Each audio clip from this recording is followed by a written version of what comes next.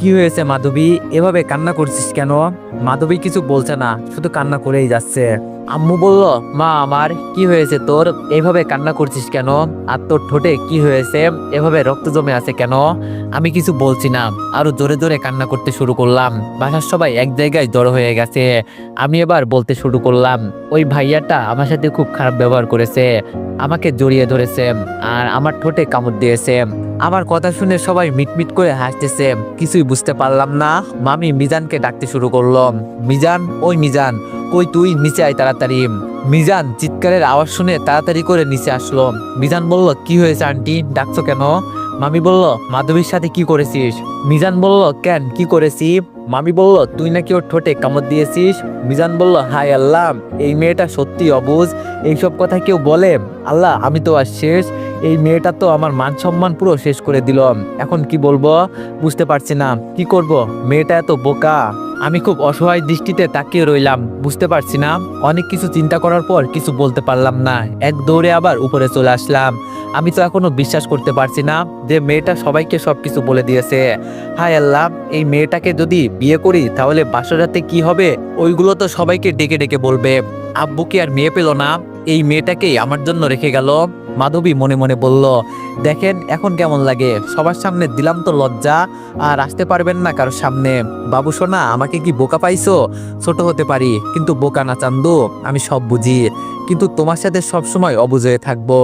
সবাই মিলে বিয়ের মার্কেট করার জন্য চলে গেলাম। সবার এখনো কেনাকাটা অনেক বাকি আছে, আমার কেনাকাটা শেষ, আমি বাড়ি ফিরবো। আমি আম্মুকে বললাম, আম্মু বাসায় যাব, আমার মাথায় প্রচন্ড ব্যথা করছে। আম্মু বলল, বাসায় যাবি মানে? বাসায় তো কেউ নেই, এক কাজ কর, তুই একটা রিক্সা নিয়ে বাসায় চলে যা, আমরা পরে আসছি। আমিও একটা রিক্সায় উঠে বাসায় চলে আসলাম। সত্যি কথা বলতে আমার মাথা ব্যথা করছে না, ওই লোকটাকে দেখতে খুব ইচ্ছে করছে। আমি তো প্রথম দেখাতেই ওই লোকটার প্রতি সেই ক্রাশ খেয়েছি। অনেক স্মার্ট, হ্যান্ডসাম এবং দুষ্ট, আমার অনেক ভালো লাগছে। বাসায় তো চলে আসলাম, কিন্তু ওই লোকটা কোথায়? উনি কি আদৌ বাসায় আছে নাকি নেই? বাসায় না থাকলে শুধু শুধু আমি একা বসে কি করব? চারিদিকে লোকটাকে খুঁজতে লাগলাম, কোথাও পাচ্ছি না। আমি এবার লোকটার রুমে উকি দিয়ে দেখলাম, আরে বাহ, এ তো আমার মহারাজা, এখনো ঘুমিয়ে আছে। যাই একটু বিরক্ত করে আসি। সকালে আমার সাথে যা ইচ্ছা তাই করেছে, ভেবেছে আমি বোকা, কিছু বুঝি না। এখন বোঝাবো আমি কি বুঝি আর বুঝি না। চুপি চুপি আমি উনার রুমে ঢুকলাম, আস্তে করে দরজাটা লাগিয়ে দিয়ে উনার বিছানার পাশে দাঁড়ালাম।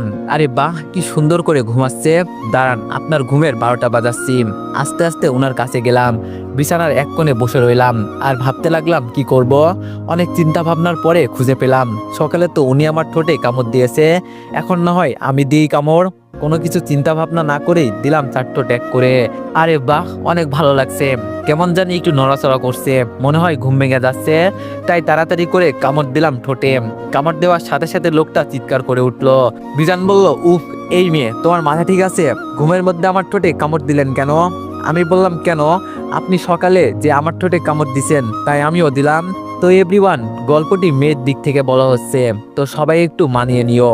মিজান বলল, তাই বুঝি, আমি তো মনে করছিলাম আমার হবু বউটা একদম বোকা, কিন্তু এখন তো দেখছি আমার থেকে এক পা এগিয়ে। দাঁড়াও তোমাকে দেখাচ্ছি মজা। আমি বললাম, দেখুন ভাইয়া, আপনি আমাকে সকালে কিস করেছেন, তাই আমিও সেটা ফেরত দিলাম।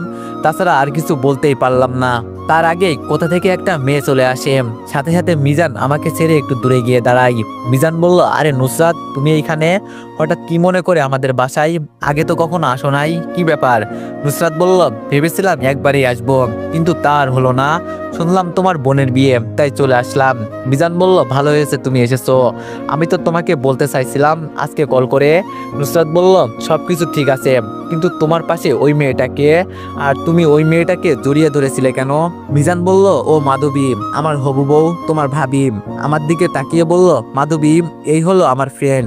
আমি কিছু বললাম না, হঠাৎ করে মেয়েটা মিজানকে জড়িয়ে ধরে কান্না শুরু করলো। নুসরাত বলল, আমি তোমাকে ভালোবাসি মিজান, তুমি শুধু আমার, আমি মরে যাব তোমাকে না পেলে। মিজান বলল, এইসব কি বলছো তুমি, তুমি শুধু আমার ফ্রেন্ড আর কিছু না। নুসরাত বলল, আমি মানি না, কিসের ফ্রেন্ড, আমি তোমাকে ভালোবাসি মিজান, এত বছর ধরে তোমার পাশে আছি, তুমি কি কিছু বোঝো না? মিজান বলল, আরে আমরা খুব ভালো বন্ধু, তাছাড়া আমি মাধবীকে বিয়ে করব, অন্য কাউকে না, ওর জন্য কখনো কোনো মেয়ের দিকে তাকাইনি। নুসরাত বলল, তোমার মাথা খারাপ হয়ে গেছে নাকি? এই পিচ্চি মেয়েটাকে বিয়ে করবে? এই মেয়ে তো এখনো নিজের হাতে খাবার খেতে পারে না, তুমি কোথায় আর এই মেয়েটা কোথায়? মিজান বলল, দেখো নুসরাত, তুমি পাগলামি করো না, তুমি আমার খুব ভালো বন্ধু। আমি চাইলেও পারবো না তোমাকে বিয়ে করতে, কারণ মাধবী যখন ছোট্ট ছিল তখন আমার আব্বু আমাদের বিয়ে ঠিক করে রেখেছে।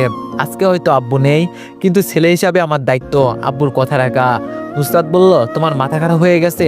এইটুকু একটা মেয়ে কি বোঝে সংসারের? আমি যদি তোমাকে না পাই তাহলে আত্মহত্যা করব। আমি কিছু বলছি না, শুধু দেখছি, ভালো লাগছে না, তাই মিজানের রুম থেকে বেরিয়ে দেখি সবাই চলে এসেছে। আমি বললাম, আম্মু, আমি তোমার সাথে কিছু কথা বলতে চাই। আম্মু বলল, কথা পরে বলবি, আগে দেখ তো শাড়িটা কেমন হয়েছে, তোর জন্য এনেছি। আমি বললাম, আম্মু, আমি এই বিয়ে করতে পারবো না। আমার কথা শুনে সবাই অবাক হয়ে তাকিয়ে আছে। আব্বু বলল, কেন পারবি না? সমস্যা কোথায়? মিজান কি তোকে কিছু বলেছে? আমি ভয়ে ভয়ে আব্বুর দিকে তাকিয়ে আব্বু দেখে অনেক রেগে আছে।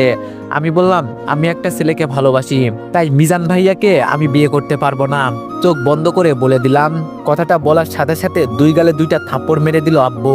থাপ্পড়ের জোর সামলাতে না পেরে দেয়ালের সাথে ধাক্কা লাগে, আমার কপাল কেটে যায়, অনেক রক্ত পড়ছে টপ টপ করে।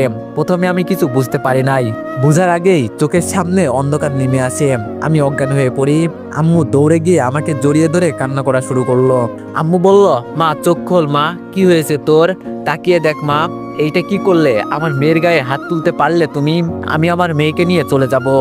আব্বু বলল, কোথাও যাওয়া হবে না, আমার কথা ছাড়া এক পা বাড়ালে খবর আছে, আর এই মেয়েটা আমার, তাই কোনটা ভালো কোনটা খারাপ আমি বুঝবো, এই বিয়েটা হবে, বলেই চলে গেল। যখন আমার জ্ঞান ফিরল, তাকিয়ে দেখি আমি বিছানায় শুয়ে আছি, পাশে আব্বু বসে কান্না করছে। আমি বললাম, আব্বু কি হয়েছে, তুমি কান্না করছো কেন? আব্বু বলল, মারে, আমাকে মাফ করে দে, আমি তোর গায়ে হাত তুলছি, আমি চাই তুই সবসময় হাসি খুশি থাক, কিন্তু এই বিয়েটা যদি না করিস আমি যে মরেও শান্তি পাবো না। আমার বন্ধুকে কথা দিয়েছিলাম, প্লিজ মা, এই বিয়েটা তুই কর। আমি কি করব বুঝতে পারছি না। এইদিকে আমার আব্বু, যে কিনা সেই ছোট্ট থেকে আমাকে বুকে আগলে রেখেছে, আর অন্যদিকে ওই আপুটা, যে মিজানকে না পেলে মরে যাবে। আমি কিছু বললাম না, চুপ করে রইলাম। আব্বু কিছুক্ষণ পর চলে গেল। তাকিয়ে দেখি মিজান আসছে। মিজান বলল, এই কি সমস্যা তোর? তোকে কে বলেছে এত কথা বলতে? তুই কোন সাহসে বললি আমাকে বিয়ে করবি না? আমি বললাম, আমি চাই না আমার জন্য কারো ক্ষতি হোক, ওই আপুটা আপনাকে অনেক ভালোবাসে। মিজান বলল, ওই চুপ, একটা থাপ্পড় দিয়ে তোর সব দাঁত ফেলে দিব। কে বলছিল সবাইকে বলতে আমাকে বিয়ে করবি না? শুধু শুধু আব্বুর হাতে থাপ্পড় খেয়ে বিছানায় শুয়ে রইলি, লজ্জা করে না এত বড় হয়ে থাপ্পড় খাস? আমি বললাম, আপনি আমাকে অপমান করছেন নাকি?